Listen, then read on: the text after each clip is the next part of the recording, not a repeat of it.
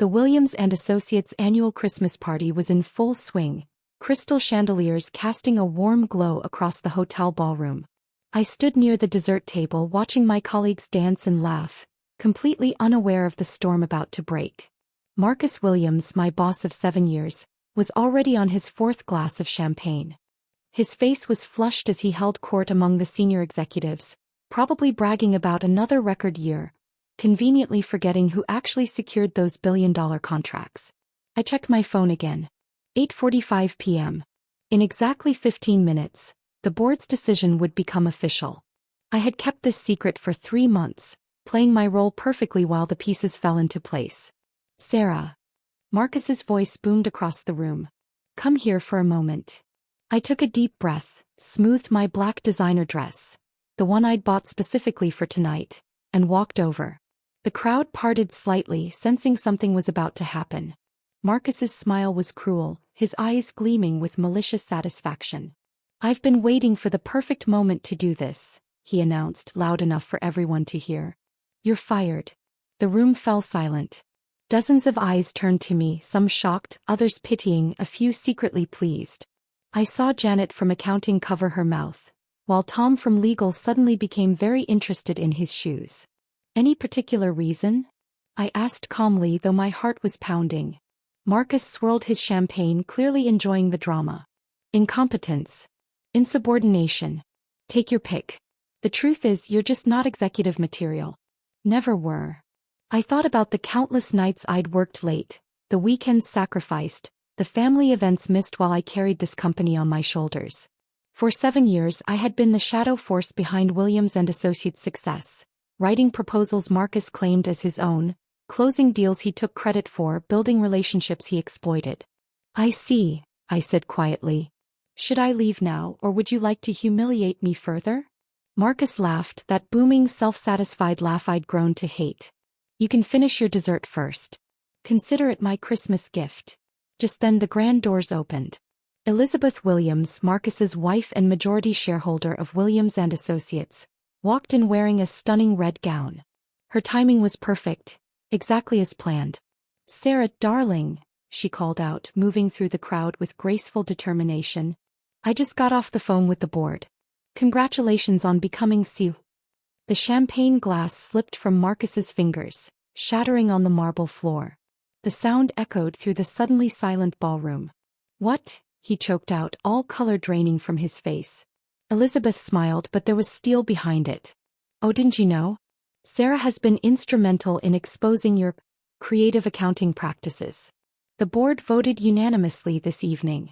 You're being removed as CEO, effective immediately. Marcus stumbled backward, grabbing a chair for support. That's impossible. I own this company. Actually, I said, finally allowing myself to smile, you own 30%. Your wife owns 55% and I now own 15%, thanks to the shares Elizabeth sold me 3 months ago. The truth was, Elizabeth had known about Marcus's embezzlement for months. The private jets he claimed as business expenses, the shell companies he created to siphon off profits, the offshore accounts growing fat with stolen money. She had approached me privately, having watched my work ethic and integrity for years. This is a joke, Marcus sputtered, looking wildly around the room. Elizabeth, you can't do this to me. I'm your husband. And you've been stealing from our company for years, Elizabeth replied coldly. Sarah caught it all, every transaction, every fake account, every penny you tried to hide. The FBI has already been notified. Security appeared at Marcus's elbows, summoned silently by Elizabeth's subtle signal. As they led him toward the door, he looked back at me, his face contorted with rage and disbelief. You'll regret this, he spat. Both of you will regret this. I watched him go, feeling 7 years of suppressed anger and frustration finally lift from my shoulders. Elizabeth linked her arm through mine, and together we faced the stunned crowd. Well, she announced brightly, I believe we still have a Christmas party to enjoy. And now we have even more to celebrate.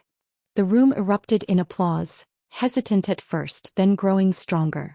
People who had ignored me for years suddenly rushed forward with congratulations. Janet from accounting was practically crying with joy, while Tom from legal was already trying to schedule a meeting. I accepted their good wishes graciously, but my mind was already racing ahead. Tomorrow the real work would begin. I had plans for Williams and Associates, big plans. But tonight I would savor this moment, this perfect Christmas gift of justice served. Elizabeth squeezed my arm gently. Ready to make your first speech as CEO? I smiled, reaching for a fresh glass of champagne. I've been ready for 7 years. The next morning I arrived at the office early, before the sun had even risen over the city skyline. The Williams and Associates building looked different somehow. No longer a monument to Marcus's ego, but a canvas for the changes I planned to make. The security guard did a double take as I walked in. Miss Turner? Madam CEO. He fumbled with his clipboard, clearly unsure of the protocol. Just Sarah is fine, George. I smiled, sliding my new executive access card through the reader. How's Amy doing in college? His face lit up. She's doing great. That scholarship program you recommended, it changed her life. What George didn't know was that I'd been anonymously funding several employee scholarship programs for years, using my bonuses while Marcus slashed benefits to pad his own pockets. The executive floor was empty and dark when I stepped out of the elevator. I walked past my old office, where I'd spent countless nights working while Marcus took credit for my successes. My heels clicked against the marble floor as I approached the CEO's office. My office now. Inside, Marcus's presence still lingered. Golf trophies lined the shelves, expensive artwork covered the walls, and a photo of him shaking hands with the governor sat prominently on the desk. I started putting everything in boxes, erasing his mark on this space. Need some help?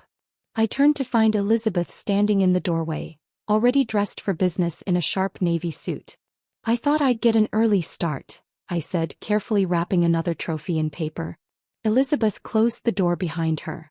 The press release goes out in an hour. Marcus's arrest will be public knowledge by lunch. I nodded, thinking about the chaos that would follow. How are you holding up? She laughed, but there was no humor in it. 25 years of marriage and I never saw it, or maybe I didn't want to see it. All those times he belittled you, took credit for your work. I should have stepped in sooner. You did what you had to do, I assured her. We needed concrete evidence. If we'd moved too soon, he might have destroyed everything. A notification popped up on my phone, the first of many emergency meetings scheduled for today.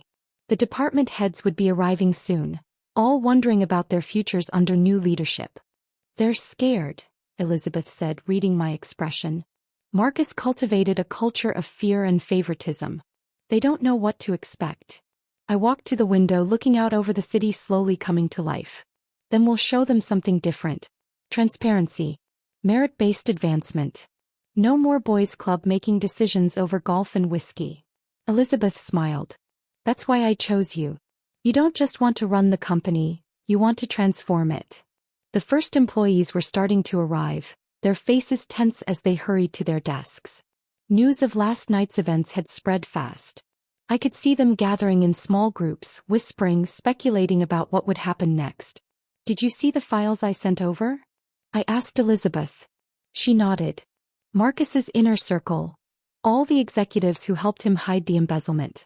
The evidence is overwhelming. By the end of today they'll all be gone, I said firmly. We're cleaning house completely. Just then my phone buzzed with a text from Marcus's number. You think you've won? This isn't over. I built this company. You're nothing without me. I showed the message to Elizabeth, who shook her head in disgust. He still doesn't get it, does he? You're the one who built this company while he played golf and stole money. Speaking of money, I pulled up some files on my laptop. Wait until you see where else he was hiding funds. The forensic accountants are going to have a field day. The office was filling up now. Through the glass walls, I could see people stealing glances at the CEO's office, surprised to see lights on so early. Many of them had never seen Marcus arrive before 10. Ready to face them? Elizabeth asked as our first meeting approached. I stood up, straightening my jacket. Time to show them what real leadership looks like. The next few hours would be crucial. We had to stabilize the company, reassure clients, and begin dismantling Marcus's corrupt empire. But looking at the sunrise painting the sky in shades of promise, I knew one thing for certain: Williams and Associates would never be the same. Neither would I. 1 year later, I stood at the podium during our annual shareholders meeting, presenting results that even I found remarkable. Williams and Associates, now renamed Turner Global Solutions, had not just survived the transition, it had thrived. Our profits have increased by 142% since last year, I announced to the packed auditorium. Employee satisfaction is at an all-time high, and our new ethical business practices have attracted partnerships with Fortune 500 companies that previously wouldn't work with us. In the front row, Elizabeth beamed with pride. Behind her sat our newly diverse board of directors, no longer an exclusive club of Marcus's golf buddies, but a group of accomplished professionals chosen for their expertise and integrity. As I concluded my presentation, my phone buzzed quietly. A news alert. Former CEO Marcus Williams sentenced to 15 years for embezzlement and fraud. I allowed myself a small smile before continuing. The trial had been brutal, with Marcus attempting to drag my name through the mud at every opportunity. But the evidence was ironclad, and his own arrogance had been his undoing. After the meeting, I returned to my office, now a bright, open space with walls covered in employee recognition awards rather than golf trophies. On my desk sat a framed photo of our new scholarship program's first graduating class, including George the security guard's daughter Amy. Elizabeth knocked on my door, champagne bottle in hand. I think this calls for a celebration. As she poured, I noticed the evening news playing silently on my office TV. Marcus's face appeared, looking haggard as he was led away in handcuffs. The headline read, "Disgraced CEO claims conspiracy as prison sentence begins." "He still doesn't understand what he lost," Elizabeth said, following my gaze. "It was never about the money." He was right. In his desperate attempts to maintain control, Marcus had lost everything: his company, his freedom, and most importantly, the respect of everyone who knew him. "Have you seen the latest employee feedback?" I asked, pulling up the survey results. 91% say they feel valued and heard. Last year under Marcus, it was 23%. Elizabeth raised her glass. "That's because you lead with integrity, not fear. You've created something remarkable here, Sarah." A knock at the door interrupted us. Janet from accounting, now our CFO, entered with an urgent expression. "Sarah, you need to see this," she said, handing me a tablet. "Marcus's old files. We found something else." I scanned the documents, my eyes widening. Even from prison, Marcus had tried one last desperate move. He'd attempted to transfer company assets to a hidden account just before his arrest. "The transfer failed," Janet explained, "because you had already implemented those new security protocols. The ones everyone complained about at first." I remembered the resistance I'd faced when overhauling our financial systems. Change is never easy, but sometimes it's necessary. "Should we press additional charges?" Elizabeth asked. I thought for a moment, then shook my head. "Let it go. He's already lost everything. We have more important things to focus on. Like our new employee development program launching next month. Or the charitable foundation we'd established to help underprivileged students pursue business degrees. Or the mentorship initiative supporting women in leadership roles." As the sun set over the city, casting long shadows through my office windows, I thought about that Christmas party a year ago. Marcus had tried to humiliate me, to break me in front of everyone. Instead, he had given me the opportunity to show what real leadership looks like. My phone buzzed again, a message from Amy, George's daughter. "Just got my business degree. Thank you for believing in me." I smiled, remembering all the times Marcus had called me not executive material. He had been right about one thing. I wasn't executive material. I was something better. A leader who understood that true success comes not from taking but from lifting others up. Elizabeth raised her glass again. "To the future?" "To the future," I agreed, "and to karma." Outside my office, I could hear the busy sounds of a thriving company. Phones ringing, people laughing, ideas being shared freely without fear. This was my real revenge. Not destroying Marcus, but building something better in his place. As I sipped my champagne, I glanced at the company's new mission statement mounted on my wall. Success through integrity, innovation, and inclusion. Below it hung a small plaque with a quote I'd chosen personally: "The best revenge is not revenge at all. It's success." Marcus had fired me at a Christmas party thinking he was ending my career. Instead, he had set me free to create something he could never understand. A company where success was measured not just in profits but in people. And that was worth more than all the golf trophies in the world. Just when I thought everything was settled, a letter arrived that would shake the very foundation we'd built. It was hand-delivered, marked "Confidential for Sarah Turner's eyes only." Inside was a document that made my blood run cold. Before his arrest, Marcus had secretly sold 25% of the company shares to his brother, James Williams, a man just as ruthless as Marcus but twice as clever. "Miss Turner," James's smooth voice came from my office doorway. I looked up to find him standing there in an expensive suit, wearing the same arrogant smile Marcus used to have. "I believe we need to talk about the future of this company." Elizabeth rushed into my office moments later, face pale. "Sarah, did you see the filing? James is challenging your position as CEO. He's called for an emergency board meeting." I stood up slowly, my mind racing. We had been so focused on Marcus, we'd missed his brother moving pieces in the shadows. James had been waiting for this moment, letting us think we'd won while he gathered support from old board members who'd survived our initial cleanup. "He's claiming the share transfer was legal," Elizabeth continued, "and with 25%, plus the support of 3 board members. He could force a vote," I finished. "The perfect revenge. Marcus's brother taking back control, undoing everything we'd built." But James had made one critical mistake. He was so focused on the shares and board votes that he'd overlooked something crucial. Something I discovered in those final files Janet brought me. I picked up my phone and dialed. "Janet, remember that hidden account we found? Get me everything. And I mean everything." James wanted to play?